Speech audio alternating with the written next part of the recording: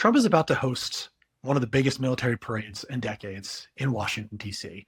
And it really is alarming, but not for the reasons you think. I'm Zach Beecham. I cover democracy for Vox, and this is the Log Off, where we talk about one story you need to know each week. So the parade, it's happening on Flag Day, on the Army's birthday. But that same day just so happens to be Donald Trump's birthday. You'll see tanks on the streets, soldiers parading down Constitution Avenue. Real big thing. That's not normal in the US, which has raised a lot of questions about whether or not this is a kind of like North Korean style celebration of dear leader with military force. France has a similar parade on Bastille Day, so it's not unheard of in democratic countries.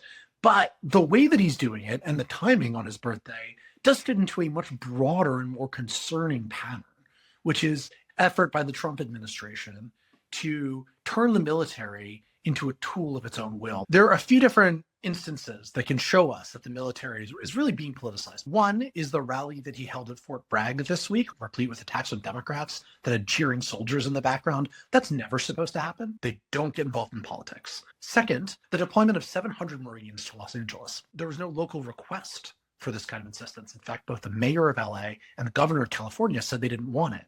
And yet Trump and Hegseth deployed the military anyway. If the army is not answering to the people, but answering to one man, the president, that is something that we've seen in other countries be, the way that a democracy dies. And while we're not close to that yet in the United States, we are moving in that direction. So the parade is a symptom of this much deeper and much more insidious crisis. Preserving the military's independence is among the most important tasks for American democracy today.